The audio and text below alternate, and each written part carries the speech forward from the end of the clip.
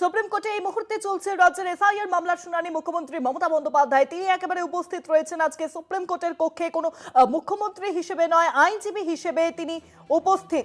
এবং যেই খবর জানা যাচ্ছে যে ইতিমধ্যেই পরবর্তী শুনানির দিন ধার্য করা হয়েছে। রাজ্যের এসআইআর মামলার শুনানি আগামী সোমবার। পরবর্তী মুখ্যমন্ত্রী মমতা বন্দ্যোপাধ্যায় যে ছবি দেখাচ্ছে তিনি কিন্তু ইতিমধ্যেই বেরিয়ে গিয়েছেন শুনানি কক্ষ থেকে।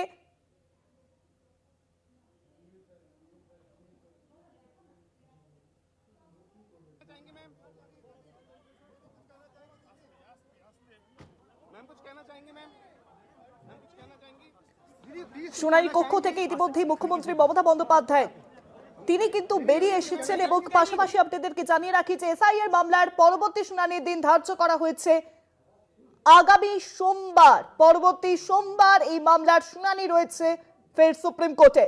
রাজ্যের এসআইআর মামলার শুনানি যেখানে আজ মুখ্যমন্ত্রী মমতা বন্দ্যোপাধ্যায় তিনি একেবারে উপস্থিত হন আইনজীবী হিসেবে। তিনি প্রশ্ন করেন, একাধিক প্রশ্ন তোলা হয় মুখ্যমন্ত্রীর তরফে।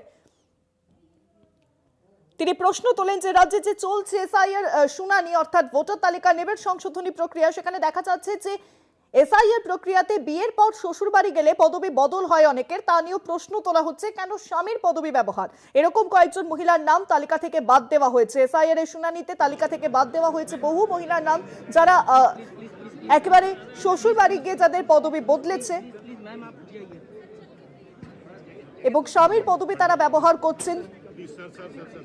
সেই ইস্যুকে সামনে রেখেই নাম বাদ দেওয়া হচ্ছে। তা নিয়ে প্রশ্ন তুলেছেন মুখ্যমন্ত্রী। গরিব সাধারণ মানুষের বাড়ি কিনে ঠিকানা বদলেছে মুখ্যমন্ত্রী মমতা বন্দ্যোপাধ্যায়। তিনি ইতিমধ্যেই সওয়াল শেষে শুনানি কক্ষ থেকে বেরিয়েছেন। সেই ছবি আপনাদের দেখাচ্ছি আমরা কলকাতা টিভিতে।